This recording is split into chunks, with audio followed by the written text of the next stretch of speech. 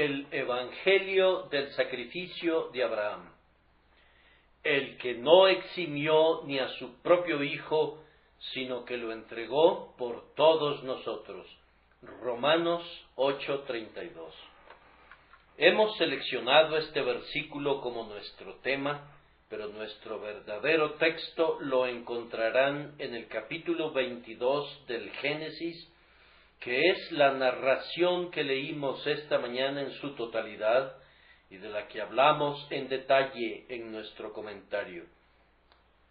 Pensé que era conveniente concentrarme en un solo punto esta mañana, sobre la base de que una sola cosa a la vez es mejor, y por consiguiente me esforcé en dirigir la contemplación de ustedes al ejemplo sin par de obediencia santa y llena de fe que el Padre de los fieles nos presentó cuando ofreció a su Hijo. Pero sería una forma muy injusta de manejar la Santa Escritura si dejáramos un tema como este, tan lleno de Cristo, sin considerar el carácter de tipo que tiene toda la narración. Si en algún lugar del Antiguo Testamento se simboliza al Mesías, ciertamente debe verse sobre el monte Moría, donde el amado Isaac, atado voluntariamente y colocado sobre el altar, es el símbolo vivo del amado del cielo, dando su vida como rescate. No dudamos que un gran objetivo de toda esta transacción fue el proporcionarle a Abraham una visión más clara del día de Cristo. La prueba era realmente un grandioso privilegio encubierto, revelar al patriarca, como en efecto así fue, el corazón del grandioso Padre en su gran acto de amor a los hombres, desplegando al mismo tiempo la obediencia voluntaria del grandioso Hijo, quien gozosamente se convirtió en un holocausto para Dios. El Evangelio de Moría, que no es sino otro nombre del Calvario, fue mucho más claro que la revelación hecha en la puerta del paraíso, o la revelación hecha a Noé en el arca, o al mismo Abraham en cualquier ocasión anterior. Oremos para compartir el privilegio del renombrado amigo de Dios a medida que estudiemos la redención bajo la luz que hizo feliz a Abraham. Sin detenernos en un largo prefacio por el que no tenemos ni tiempo ni inclinación, primero trazaremos un paralelo entre la ofrenda de Cristo y la ofrenda de Isaac. En segundo lugar, mostraremos cómo el sacrificio de Cristo va muchísimo más allá de este tipo tan edificante. Oh bendito Espíritu de Dios, toma de las cosas de Cristo en esta hora y muéstralas a cada uno de nosotros. Primero, el paralelo. Ustedes conocen el relato que nos ocupa. No necesitamos repetirlo, excepto conforme lo vayamos incorporando a nuestra meditación. De la misma manera que Abraham ofreció a Isaac, y así se podría decir de él que no eximió ni a su propio hijo, así el siempre bendito Dios ofreció a su Hijo Jesucristo y no lo eximió. Hay una similitud en la persona ofrecida. Isaac era hijo de Abraham y en un sentido enfático su único hijo. De allí la angustia de destinarlo al sacrificio. Hay un profundo significado en la palabra único cuando se aplica a un niño. Para el corazón de un padre, su único hijo es tan querido como su propia vida. Ni el oro de Ofir, ni las brillantes joyas de la India se pueden comparar con él. Quienes han sido bendecidos con una aljaba llena de flechas, es decir, que tienen muchos hijos, encontrarían que es sumamente difícil, si uno de ellos debiera serles arrebatado, decidir quién de todos sus hijos debe ser.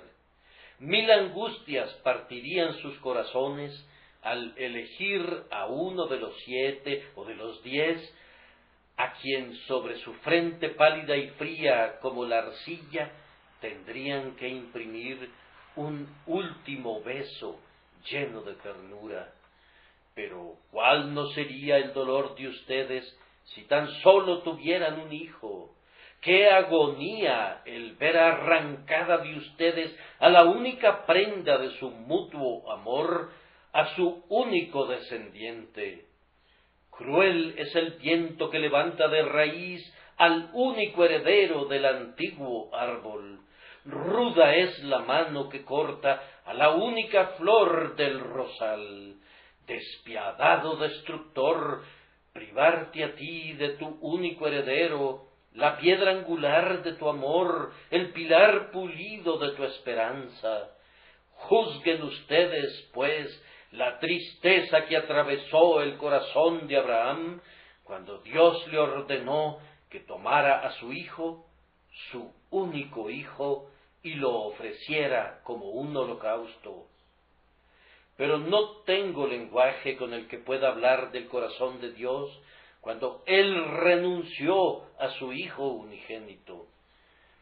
En lugar de intentar lo imposible, me debo contentar con repetir las palabras de la Santa Escritura, porque de tal manera amó Dios al mundo, que ha dado a su Hijo unigénito, para que todo aquel que en Él cree no se pierda, mas tenga vida eterna. Nada sino un amor infinito hacia el hombre pudo haber conducido a Dios a lastimar a su Hijo y exponerlo al sufrimiento. Jesucristo, el Hijo de Dios, es en su naturaleza divina uno con Dios, de la misma manera igual y eterno como Él, su unigénito Hijo de manera misteriosa y desconocida para nosotros. Como el Hijo divino, el Padre nos lo dio. Un Hijo nos es dado, y se llamará su nombre Dios fuerte. De acuerdo con el saludo del ángel a la Virgen, nuestro Señor, como hombre, es el Hijo del Altísimo. El Espíritu Santo vendrá sobre ti, y el poder del Altísimo te cubrirá con su sombra, por lo cual también el santo ser que nacerá será llamado Hijo de Dios. En su naturaleza humana, Jesús no fue eximido, sino que tuvo que sufrir, sangrar y morir por nosotros. Dios y hombre en una persona, siendo las dos naturalezas maravillosamente combinadas, Él no fue eximido, sino que fue entregado por todos sus elegidos. Aquí hay amor, contémplenlo y admírenlo, considérenlo y maravíllense. El Hijo amado es hecho un sacrificio. Él, el unigénito, es herido por Dios y afligido, y exclama: Dios mío, ¿por qué me has desamparado? Recuerden que, en el caso de Abraham, Isaac era el hijo de su corazón. No necesito extenderme en eso. Se pueden imaginar fácilmente cómo lo amaba Abraham. Pero en el caso de nuestro Señor, ¿qué mente puede concebir cuán cercano y querido era nuestro Redentor para el Padre? Recuerden esas maravillosas palabras de la sabiduría encarnada: con Él estaba yo como un artífice maestro. Yo era su delicia todos los días y me regocijaba en su presencia en todo tiempo. Nuestro glorioso Salvador era en mayor grado el Hijo del amor de Dios que Isaac era el bien amado de Abraham. la eternidad y lo infinito entraron en el amor que existía entre el Padre y el Hijo. Cristo, en su naturaleza humana, era incomparablemente puro y santo, y en él habitaba corporalmente la plenitud de la divinidad. Por eso él era en gran manera agradable al Padre, y ese deleite era públicamente atestiguado en declaraciones que se podían oír: «Este es mi Hijo amado, en quien tengo complacencia». Sin embargo, no lo eximió, sino que lo hizo el sustituto de nosotros pecadores, lo hizo como una maldición por nosotros, colgado en un madero. ¿Tienen un hijo favorito? ¿Tienen a alguien que anida en su pecho? ¿Tienen a uno más querido que todos los demás? Entonces, si fueran llamados a separarse de él, ustedes serían capaces de estar en comunión con el grandioso Padre al entregar a su Hijo. Recuerden también que Isaac era un hijo sumiso y obediente en grado sumo. Tenemos prueba de ello en el hecho de que estaba anuente a ser sacrificado, pues siendo un joven vigoroso, podría haber resistido a su anciano padre, pero voluntariamente se sometió para ser atado y aceptó ser colocado en el altar. ¡Cuán pocos hijos hay así! ¿Cómo pudo entregarlo Abraham? ¿Pocos hijos así, dije? No puedo aplicar ese término a Cristo, el Hijo de Dios, porque nunca hubo otro como él. Si hablo de su humanidad, ¿quién obedeció alguna vez a su Padre como Cristo obedeció a su Dios? Aunque era hijo, aprendió la obediencia. Era su alimento y su bebida hacer la voluntad de quien lo había enviado. ¿No sabíais, dijo, que en los asuntos de mi Padre me es necesario estar? Y, sin embargo, a este hijo obediente, a este hijo de hijos, no lo dispensó Dios, sino que desenvainó su espada contra él y lo entregó a la agonía y al sudor sangriento, a la cruz y a la misma muerte. ¡Qué poderoso amor debió haber conducido al Padre a esto! Es imposible medirlo.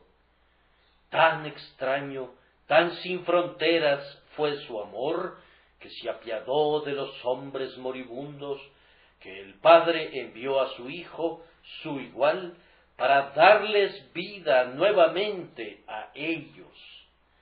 No se debe olvidar tampoco que alrededor de Isaac se agrupaban misteriosas profecías.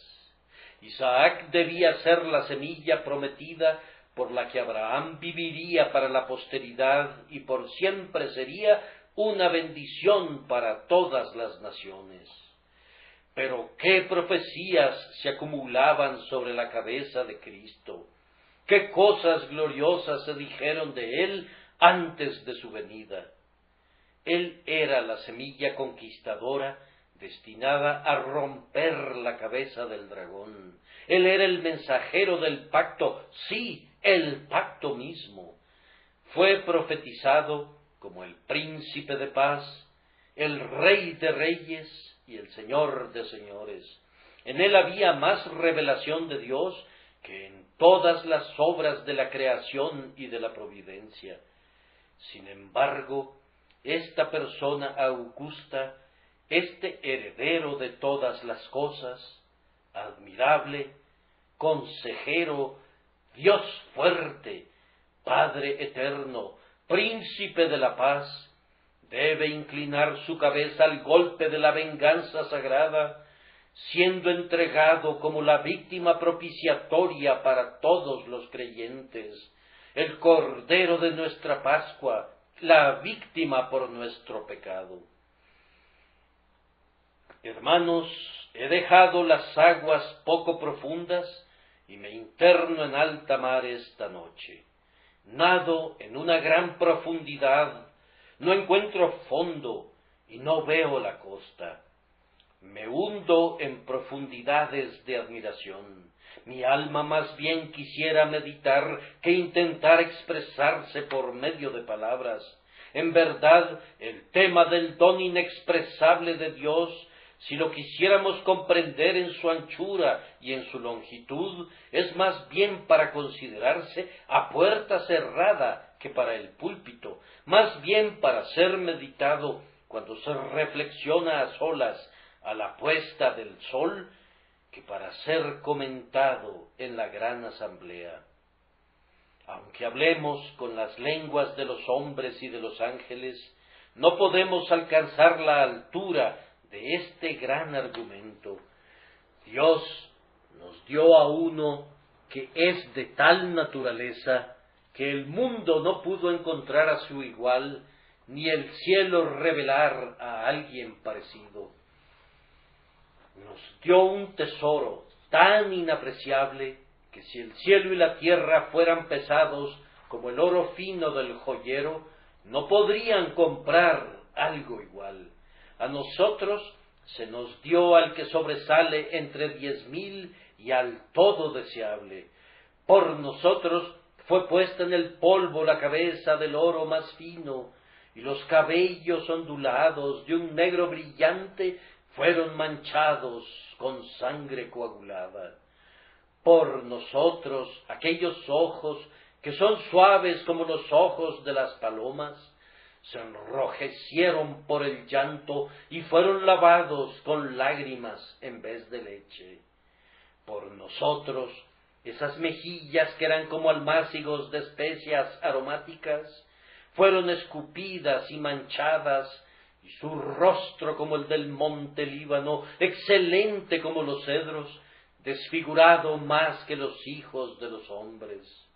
Y todo esto fue por el designio y ordenamiento del Padre, de acuerdo al eterno propósito escrito en el volumen del libro. El paralelo es muy claro en el prefacio del sacrificio. Vamos a explicarlo en pocas palabras. Abraham tuvo 3 días para pensar y considerar la muerte de su hijo, 3 días para ver ese rostro amado y para anticipar la hora en la que tendría la palidez de hielo de la muerte.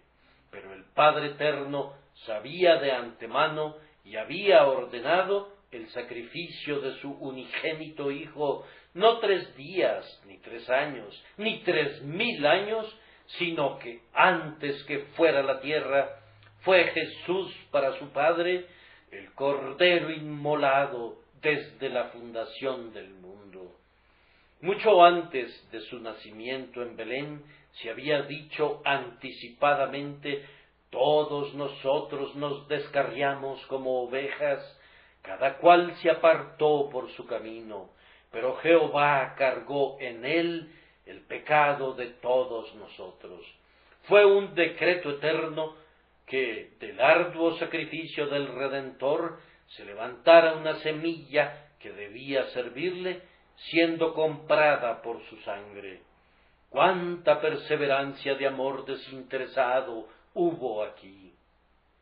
Hermanos, permítanme que me detenga y adore, porque no puedo seguir predicando.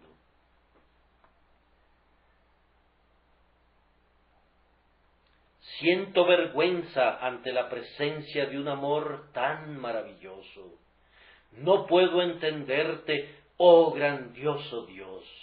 Yo sé que no te mueven las pasiones, ni te afecta el dolor como les afecta a los hombres. Por consiguiente, no me atrevo a decir que sentiste tristeza ante la muerte de tu hijo. Pero, oh, sé que no eres un Dios de piedra, impasible, inconmovible. Tú eres Dios, y por consiguiente no podemos concebir cómo eres. Pero, sin embargo, tú te comparas a ti mismo con un padre que tiene compasión de un hijo pródigo. Nos equivocamos, entonces, si pensamos en ti como angustiado por tu Hijo amado cuando fue entregado a las angustias de la muerte? Perdóname mi transgresión al imaginar así tu corazón de amor, pero seguramente fue un costoso sacrificio el que hiciste, costoso aún para ti. No hablaré de ti acerca de este tema, oh mi Dios, porque no puedo, pero voy a pensar reverentemente en ti y me maravillaré de cómo pudiste mirar tan consistentemente a través de las largas edades y determinar tan resueltamente el poderoso sacrificio, la generosidad sin medida de someter a tu Hijo querido a una muerte atroz por nosotros. Recuerden que Abraham preparó con sagrada previsión todo lo necesario para el sacrificio. Como les mostré esta mañana, se convirtió en un gabaonita para Dios, actuando como un leñador y preparando el combustible para quemar a su Hijo. Preparó el altar y llevó el fuego, preparando todo lo necesario para el doloroso servicio. Pero ¿qué diré del grandioso Dios, quien, a través de las edades, estuvo preparando constantemente a este mundo para el más grandioso acontecimiento de su historia, la muerte del Dios encarnado?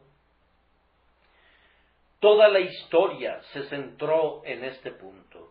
Me atrevo a decir que todo acontecimiento, grande o pequeño, que alguna vez alteró a Asiria, o sacudió a Caldea, o turbó a Egipto, o castigó a Judea, tuvo como su último fin la preparación del mundo para el nacimiento y el sacrificio de Cristo. La cruz es el centro de toda la historia. Hacia ese centro, desde las edades antiguas, apunta todo. Desde ese centro, todo procede hasta nuestros días. Y hacia atrás de ese centro, todo puede ser trazado. Cuán profundo es este tema, y sin embargo, cuán verdadero. Dios estuvo preparando siempre la entrega del Hijo amado para la salvación de los hijos de los hombres. No nos demoraremos, sin embargo, en el prefacio del sacrificio, sino que avanzaremos en humilde adoración para contemplar el acto mismo. Cuando Abraham llegó por fin al monte Moría, pidió a sus siervos que permanecieran al pie de la colina. Ahora recojan sus pensamientos y vengan conmigo al Calvario, al verdadero Moría. Al pie de esa colina Dios les ordenó a todos los hombres que se detuvieran. Los 12 apóstoles han estado con Cristo en el viaje de su vida, pero no deben estar con Él en las angustias de su muerte. 11 van con Él a Getsemaní. Solo 3 se pueden acercar a Él en su pasión. Pero cuando llega la culminación de todo, lo abandonan y huyen. Él lucha solo la batalla. He pisado el lagar yo solo, dijo él, de los pueblos nadie estuvo conmigo. Aunque alrededor del Calvario se reunió una gran multitud para ver morir al Redentor, sin embargo, espiritualmente Jesús estaba allí solo con el Dios vengador. La maravillosa transacción del Calvario en cuanto a su esencia real y a su espíritu se completó en solemne secreto entre el Padre y el Hijo. Abraham e Isaac estaban solos. El Padre y el Hijo estuvieron igualmente solos cuando su alma fue hecha sacrificio por el pecado. Observen también que Isaac cargó la madera, una imagen fiel de Cristo cargando su cruz. No era común que cada malhechor tuviera que cargar la cruz, que después lo cargaría a él, Pero en el caso de nuestro Señor, y por un exceso de crueldad, unos hombres malvados le hicieron cargar su cruz. Con una maravillosa exactitud de tipo profético, Dios ordenó que, así como Isaac llevó la madera hasta el altar, así Cristo debió cargar su cruz hasta el lugar de condenación. Un punto digno de atención es que se dice, como lo encontrarán si leen el capítulo de Abraham e Isaac, que se fueron los dos juntos, el que iba a herir con el cuchillo y el que iba a ser la víctima, caminaron y su conversación era de paz hacia el altar. Se fueron los dos juntos, estando de acuerdo en su corazón. Para mí es delicioso reflexionar que Jesucristo y su Padre caminaron juntos en el trabajo de amor redentor. En esa grandiosa obra por la que somos salvos, el Padre nos dio a Cristo, pero Cristo igualmente se nos dio a sí mismo. El Padre fue a la venganza vestido con la túnica de amor al hombre, y el Hijo fue para ser la víctima de esa venganza con el mismo amor en su corazón. Prosiguieron juntos Abraham e Isaac, y al fin Isaac fue atado por su padre. Así fue atado también Cristo, y él dice: no tendríais ninguna autoridad contra mí si no te fuera dada de mi Padre. Cristo no hubiera podido ser atado por Judas, ni por Pilatos, ni por Herodes, si el Padre Eterno no lo hubiera atado virtualmente y entregado en las manos del verdugo. Alma mía, ponte de pie y asómbrate. El Padre ata a su Hijo. Es Dios tu Padre quien ata a tu hermano mayor y lo entrega a hombres crueles para ser ultrajado, escupido y clavado en el madero para morir. El paralelo va todavía más lejos, porque cuando el Padre ata a la víctima quiere ser atada. Como ya lo mencionamos, Isaac podría haberse resistido, pero no lo hizo. No hay huellas de resistencia, no hay ni siquiera señales de un susurro. Lo mismo ocurrió con Jesús. Fue con júbilo hasta el lugar del sacrificio, deseoso de entregarse por nosotros. Él dijo: nadie me quita la vida, sino que yo la pongo de mí mismo. Tengo poder para ponerla y tengo poder para volverla a tomar. Vean cómo se mantiene el paralelo, y al mirar al Padre terrenal con angustia en su rostro, a punto de clavar el cuchillo en el corazón de su querido Hijo, tienen frente a ustedes, tan aproximadamente como las imágenes terrenales pueden describir las cosas celestiales, el reflejo del Padre Divino en el momento de entregar al Hijo amado, al justo por el injusto, para que nos pueda traer a Dios. Aquí hago una pausa. ¿Qué más puedo decir? No es, como dije antes, un tema para las palabras, sino para las emociones del corazón, para los besos de sus labios y las lágrimas de su alma. Pero el paralelo todavía se mantiene un poco más. Después de haber sido suspendido por un momento, Isaac fue restituido otra vez. Estaba atado y colocado sobre el altar, el cuchillo estaba listo y en espíritu había sido entregado a la muerte, pero fue liberado, dejando ese hueco en el que Cristo no es tipificado completamente por Isaac, sino por el carnero. También fue liberado Cristo. Él vino otra vez el Hijo viviente y triunfante, después de haber estado muerto. Isaac fue tenido por muerto 3 días por Abraham, y al tercer día el Padre se gozó al bajar la montaña junto con su Hijo. Jesús estaba muerto, pero al tercer día se levantó otra vez.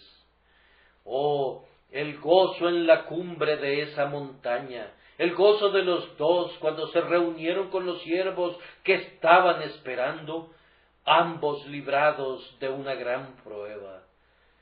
Pero, no puedo decirles cuánto gozo había en el corazón de Jesús y el grandioso Padre cuando terminó el tremendo sacrificio y Jesús había resucitado de entre los muertos. Pero, hermanos y hermanas, lo sabremos un día porque entraremos en el gozo de nuestro Señor. Es una cosa atrevida hablar de Dios como movido por el gozo o afectado por la tristeza, pero como no es un Dios de madera y piedra, no es un bloque insensible, podemos declarar, hablando a la manera de los hombres, que Dios se agradó con sumo gozo por su Hijo resucitado, y el Hijo se gozó porque su gran obra había sido cumplida. Al recordar ese pasaje del profeta en donde Dios habla de sus santos y declara que se alegrará por ellos con cantos, ¿qué pasa si digo que mucho más lo hizo por su Hijo y apoyándose en su amor, se alegró por el resucitado con júbilo y cantos? ¿Qué siguió después de la liberación de Isaac? Ustedes han escuchado esta mañana que a partir de ese momento el pacto fue ratificado. Justo al pie de ese altar, el ángel declaró el juramento en el que Dios juró por él mismo. Queridos hermanos, el Salvador resucitado, después de haber sido sacrificado, ha confirmado el pacto de gracia, el cual permanece firme para siempre sobre las dos cosas inmutables por las cuales es imposible que Dios mienta.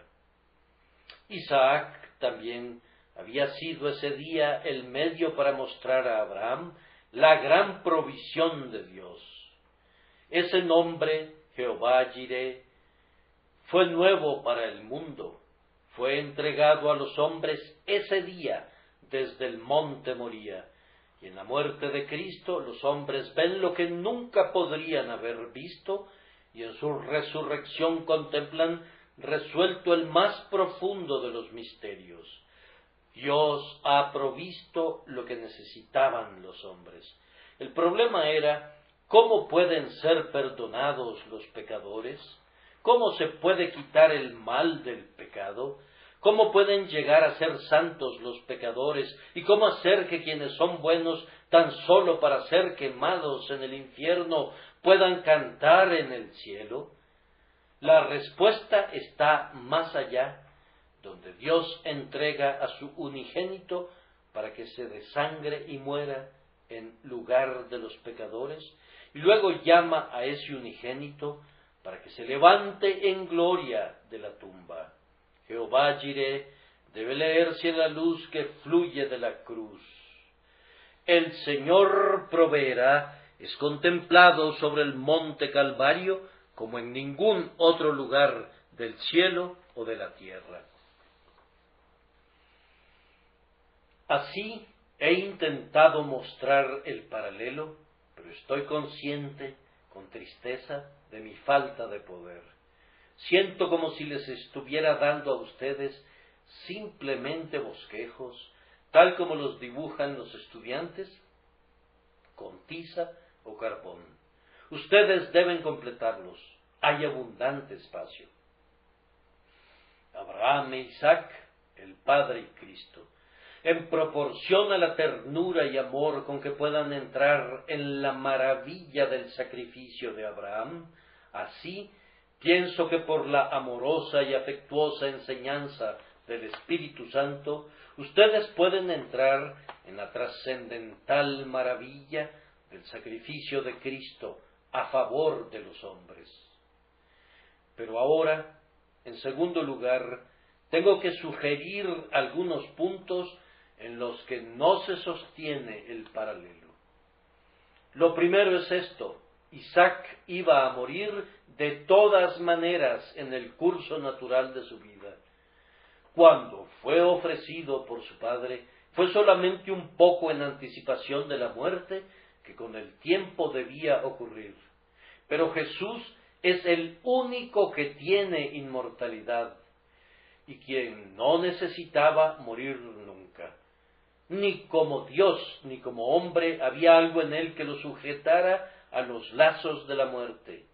Para él, el Hades era un lugar en el que no necesitaba entrar nunca, y el sepulcro y la tumba estaban firmemente cerrados para él, porque no habían semillas de corrupción en su sagrado ser. Sin la mancha del pecado original, no había necesidad que su cuerpo se rindiera al golpe mortal. Ciertamente, aunque murió su cuerpo, no vio corrupción. Dios lo había protegido de ella. Así pues, Isaac debe morir, pero Jesús no tiene necesidad de ello. Su muerte fue puramente voluntaria y en esto es única y no puede ser comparada con las muertes de los otros hombres. Más aún, hubo una orden sobre Abraham para que diera a Isaac. Admito la alegría de su ofrenda, pero la más elevada ley a la que estaba sujeta su naturaleza espiritual sometía al creyente Abraham a hacer lo que Dios le mandaba. Pero ninguna presión se puede ejercer en el Altísimo. Si entregó a su Hijo, fue en medio de la más grande libertad. ¿Quién merecería que Cristo muriera por él? Aunque hubiéramos sido la perfección misma y sin pecado como los ángeles, no hubiéramos podido merecer un don como este. Pero, mis hermanos y hermanas, estábamos llenos de maldad, odiábamos a Dios, continuábamos las transgresiones contra Él, y sin embargo, por puro amor a nosotros, realizó este milagro de gracia, dio a su Hijo para que muriera por nosotros. Oh, amor sin ninguna obligación, espontáneo, una fuente que brota de lo profundo de la naturaleza divina, amor no solicitado y no merecido. ¿Qué debo decir de ello? Oh Dios, sé bendito por siempre. Aún los himnos del cielo no pueden expresar las obligaciones de nuestra raza culpable hacia tu libre amor en el don de tu Hijo. Más aún, recuerden que Isaac no murió después de todo, pero Jesús sí. Los cuadros fueron casi tan exactos como podrían ser, porque el carnero fue atrapado en el matorral y el animal fue sacrificado en lugar del hombre. En el caso de nuestro Señor, Él fue el sustituto por nosotros, pero no hubo sustituto para Él. Tomó nuestros pecados y los llevó en su propio cuerpo sobre el madero. Él fue quien sufrió personalmente. No nos redimió por medio de un intermediario, sino que Él mismo sufrió por nosotros, en propia persona entregó su vida por nosotros. Y aquí viene otro punto de diferencia, a saber que Isaac, aunque hubiera muerto, no hubiera podido morir por nosotros. Hubiera podido morir por nosotros como un ejemplo de cómo debiéramos renunciar a la vida, pero eso hubiera sido una pequeña bendición. No hubiera sido una mayor bendición que la que ofrece el Evangelio de los unitarios, que presenta a Cristo como muriendo como ejemplo para nosotros.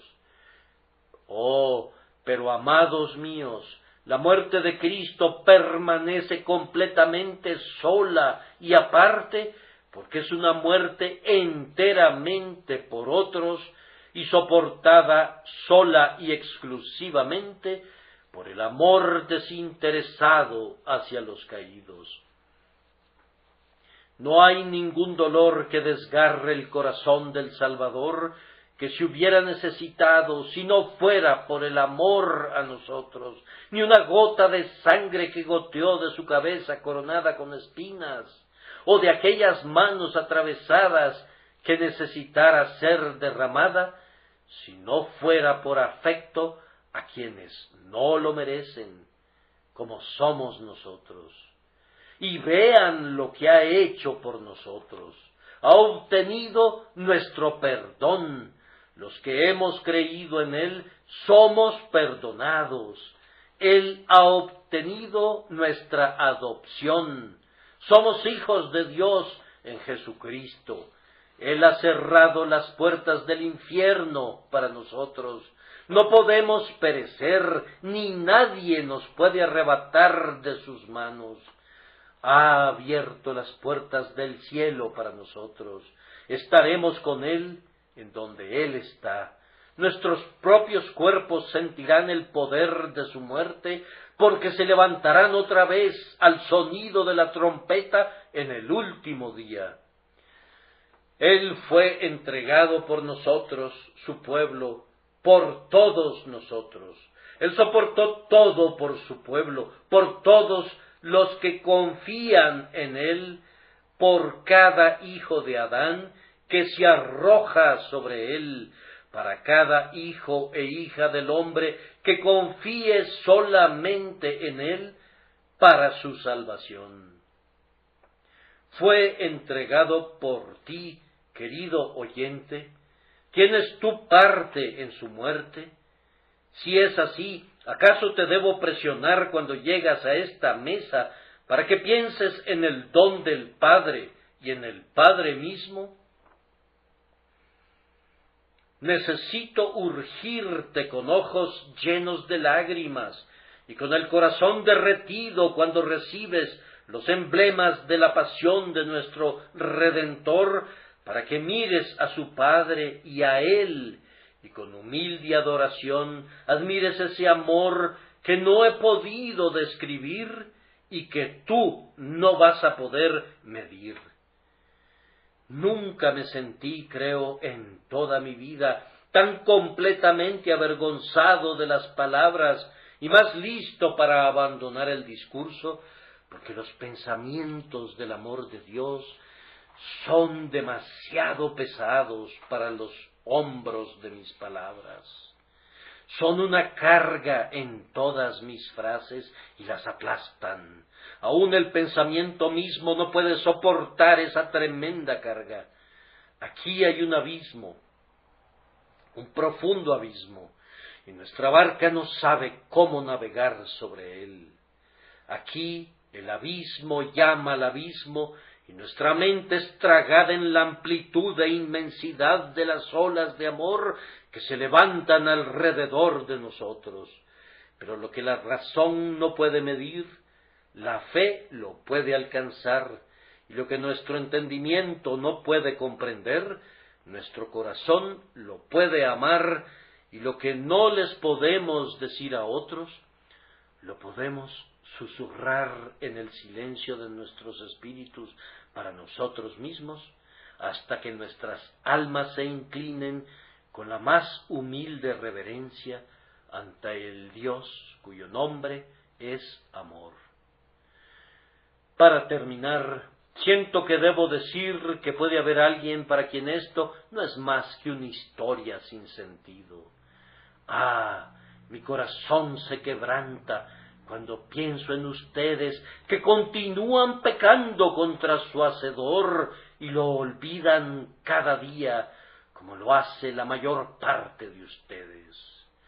Su Hacedor da a su propio Hijo para redimir a sus enemigos y viene a ustedes hoy y les dice que si ustedes se arrepienten de sus pecados y se confían en las manos de su Hijo amado que murió por los pecadores, serán salvos. Pero, ¡ay!, no quieren hacerlo. Tan malo es el corazón de ustedes que se vuelven contra su Dios y se vuelven contra su misericordia. Oh, dicen, ¿no me volveré contra él ya más? ¿Se ha avivado la ternura de ustedes? ¿Desean ser reconciliados con el Dios al que han ofendido? Pueden ser reconciliados, van a ser reconciliados hoy si ustedes se entregan a Dios, su Padre, y a Cristo, su Salvador. El que crea en Él no perecerá, sino que tendrá vida eterna, porque este es su Evangelio. El que cree y es bautizado será salvo, pero el que no cree será condenado. Espero que nunca conozcan lo que es esa condena, sino más bien que su gracia les pertenezca. Amén.